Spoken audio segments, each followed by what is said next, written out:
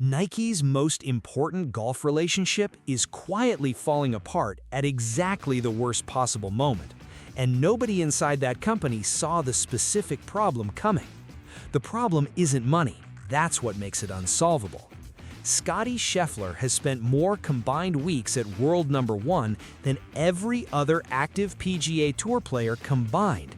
That sentence sounds like an exaggeration. It isn't. Run the numbers yourself. The man has been the best golfer alive for so long that Nike's entire golf marketing strategy now depends on his signature staying on a contract he reportedly has serious questions about. 38 players carry Nike apparel on tour right now. One of them makes all the others matter commercially, and that one player has said publicly, on camera, with microphones in front of him, that winning is not what drives him. Honestly, I think Scheffler's public indifference to money and status is the single most dangerous thing that has ever happened to a Nike golf contract negotiation. Agree or am I wrong? Drop it in the comments right now. And stick around, because what Scheffler said in a specific post-Masters press conference about what actually matters to him is the part that should be keeping Nike executives up at night, and I'm not getting to it until later. To understand why this negotiation is reportedly different from every other one Nike has run in golf, you need to understand how Nike's endorsement model actually works. The model is built on one assumption. Athletes want to be bigger than their sport. They want the global platform, the cultural reach, the brand identity that makes them recognizable to people who have never watched their sport once. Michael Jordan wanted that. Tiger Woods wanted it on a level that reshaped two industries simultaneously. The swoosh has always been sold to athletes as the thing that turns a great career into a global identity. And for decades, that pitch worked because the athletes believed the premise. Scheffler does not appear to believe it. Here is the number that reframes everything. Scheffler has reportedly earned more in on-course prize money over the last 3 seasons than any other golfer in PGA Tour history over a comparable stretch. He has a green jacket. He has Olympic gold. He has a world ranking that has not dropped below second place in over 2 years. By any standard metric the golf world uses to measure success, he has already arrived. The Nike pitch, "We'll make you bigger than the sport," has no purchase on a man who is already bigger than the sport by every measure the sport itself recognizes. So what does Nike actually offer him that he cannot get elsewhere, or that he cannot simply decide he doesn't need? That is the question reportedly sitting at the center of these talks, and it is a fundamentally different question than any Nike golf negotiator has had to answer in the modern era of the sport. Tiger needed global reach, in markets golf had never touched. Scheffler needs something else, or possibly nothing at all beyond the right practical arrangement. But none of that compares to what Scheffler actually said publicly about what motivates him, and why that specific quote should have landed differently inside Nike's marketing department than it apparently did. That is coming up. Let me tell you who Scottie Scheffler actually is, because the golf media covers his results obsessively, and his personality almost not at all, and the personality is the whole story here. He is the most statistically dominant ball striker in professional golf right now, full stop. Strokes gained off the tee, strokes gained on approach shots, proximity to the hole from distances between 100 and 200 yards. Scheffler leads or co-leads every category that measures the parts of golf directly attributable to equipment and swing mechanics, rather than putting or scrambling luck. Those numbers are published by the PGA Tour's ShotLink system and verifiable by anyone willing to spend 5 minutes on their website. He is also, by public admission, completely unmoved by what those numbers earn him off the course. After winning the Masters in 2024, Scheffler sat in Butler Cabin and said in a press conference, "My identity is not in golf." He has said on multiple occasions that his faith and his family are the things that give his life meaning, and that the trophies are secondary. In a 2023 press conference, when asked about his rise to world number 1, he said, "I don't really think about rankings that much." These are not false modesty soundbites. People who cover him closely describe a man who genuinely means what he says about this, which is jarring in a sport where the entire endorsement ecosystem is built on athletes who desperately want the things endorsement deals provide. Put yourself in the Nike negotiating room. You are trying to retain the most dominant golfer alive, and the pitch your company has run successfully for 30 years, "We make you a global icon. We build your identity into something bigger than golf," just landed on a man who told the world his identity is not in golf in the first place. What exactly do you say next?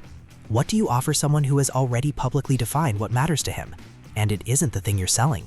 That is reportedly the specific impasse sitting underneath whatever number eventually makes the headlines. What sources close to the negotiation describe is not a straightforward money standoff. It is a situation where Scheffler's camp is reportedly focused on things like creative control over how his image is used, approval over the campaigns he appears in, restrictions on the kinds of commercial contexts Nike can place him in, and schedule protections that limit the appearances and content obligations the deal requires. Those are not the demands of a man trying to get the biggest number. Those are the demands of a man trying to control what the number obligates him to do. He doesn't want to be Tiger, he wants to be Scheffler. And Nike has never successfully sold a golf contract to someone whose primary negotiating position is essentially, keep your platform, give me control over what I do with my own name. Is Scheffler's position a reasonable one for the best golfer alive to take, or is he underestimating what the Nike relationship is actually worth to his long-term commercial standing? Tell me in the comments. And just when this looked like a straightforward story about a humble guy who doesn't care about money, someone inside golf sponsorship world came out with a read on the situation that complicates everything. We're getting there. Now, here's the part nobody is actually talking about. You are watching this thinking the leverage in this negotiation belongs to Scheffler because he's the world #1 and Nike needs him more than he needs them. That part is right, but you are missing a second leverage story running underneath it, and it goes in the opposite direction, in ways that matter for how this plays out. Nike's golf division is in a structurally complicated position that is completely separate from Scheffler's individual contract.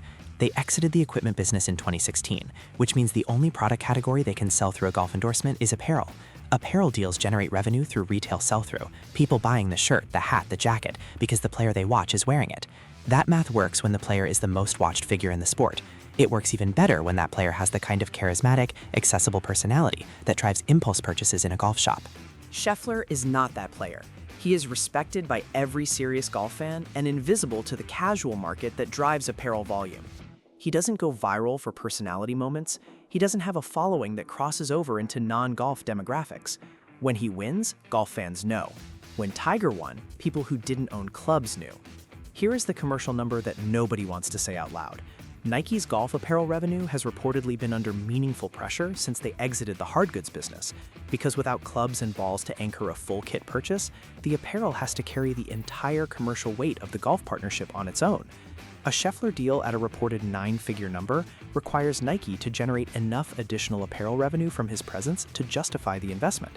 The math is harder than the headline number suggests, and it requires a player whose Q-score with the casual buyer is higher than Scheffler's currently is. So the negotiation has a second dimension that is almost never discussed. Nike does not just need to keep Scheffler happy. Nike needs to figure out whether Scheffler, at whatever number resolves this, is actually the right investment for a company selling apparel to a consumer base that is younger, more casual, and more driven by personality than the hardcore golf fan who appreciates his ball striking statistics. This is not a knock on Scheffler as a person or as a player. He is clearly well-liked inside the locker room, respected across the sport, and every serious golf fan knows exactly who he is. But serious golf fans know who he is a smaller commercial pool than Nike's apparel business needs to justify 9 figures. The brands that have historically returned on that level of investment in golf, Tiger's era of deals, the early Rory deals, required a player who generated coverage outside Golf Channel and Golf Digest. Scheffler generates coverage inside those outlets at historic volume. Outside them, he is largely invisible, and that invisible to casual fans' reality does not change no matter how large the deal is. So ask yourself this. If you are Nike's marketing leadership right now, do you pay the biggest number in golf endorsement history for the most dominant player in the sport, knowing that his personality will never generate the crossover commercial return that justified Tiger's record deals? Or do you let the best golfer alive test the open market and watch a competitor solve the math problem you couldn't? Not everyone in the golf business thinks Nike is in trouble here. A well-regarded golf industry analyst whose coverage of endorsement economics has been accurate on several major deals over the last decade has argued publicly that the Nike needs Scheffler more than Scheffler needs Nike framing oversimplifies a negotiation where both parties have clear incentives to resolve things. Their case is straightforward. Scheffler benefits from Nike's global supply chain, their manufacturing quality control, and the retail presence that gets his gear into pro shops in markets his management team could not individually negotiate. A free agency outcome, the analyst argues, would require Scheffler's camp to build those relationships from scratch with a new partner, and the transition cost is real even if the new deal number is larger. This argument has a real historical analog. When Greg Norman left his equipment deals in the early 1990s to pursue a more independent commercial model, the transition took longer than expected and cost more in management overhead than the financial upside justified for several years. Norman had more personality-driven commercial value than Scheffler does in the casual market, and even he found that the infrastructure a major brand provides is harder to replicate than it looks from the outside. Even that analog has a hole in it, though. Does the infrastructure argument actually matter in 2025, when direct-to-consumer apparel brands can manufacture to tour-quality specifications and reach global retail through digital channels without the legacy wholesale relationships Nike depends on? Or is physical retail presence still the deciding factor? Tell me below. Norman navigated a pre-internet sponsorship landscape where physical retail distribution was genuinely hard to replicate.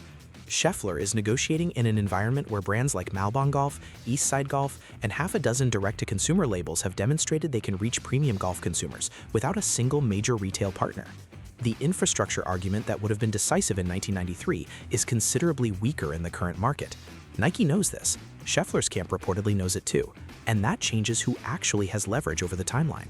Here's what makes the timing on all of this genuinely worse for Nike specifically. The PGA Tour's new broadcast structure, whatever form the framework deal eventually takes, is going to reshape how golf's commercial ecosystem works for the next decade. Rights fees, streaming partnerships, and the commercial packages attached to them are all currently in flux in ways that have not been resolved. That uncertainty is creating a window right now where brands willing to move quickly on player deals can lock in favorable terms before the broader market reprices. Adidas moved aggressively on several top 50 players in the last 18 months. Lululemon has made no secret of their interest in premium golf positioning. The window where Scheffler is available as a free agent, if it opens, will not stay open quietly. There is historical precedent for what happens when a dominant player's contract situation becomes public during a moment of broader market uncertainty. When Phil Mickelson's Callaway deal was in public dispute in the mid-2000s, 3 competing manufacturers had offers on the table within 6 weeks. That was a market with far fewer competing brands and far less money. The current market has both. A player whose agent lets it be known that talks are stalled does not sit in an empty room for long, and every week this does not close is a week where a rival brand can make a call. If you were Adidas's golf director and you have known for 6 months that Scheffler's Nike situation is unresolved, are you making that call? Because if you haven't already, I genuinely don't understand your job. Step back from Scheffler and Nike entirely for a moment, because this is actually a story about something that has been building in golf sponsorship for years, and nobody has named it directly. The entire endorsement model in professional golf was built around a specific kind of athlete, someone who wanted the platform, needed the money, and understood that the brand relationship required them to show up and perform the commercial obligations that come with the check. That model worked because the alternative was significantly less money and significantly less visibility. Players took the deal because the deal was the best option available. That is no longer universally true at the top of the market. Scheffler earns enough in prize money and existing endorsements that a Nike deal is a preference, not a necessity. At that income level, the things that matter in a negotiation shift completely.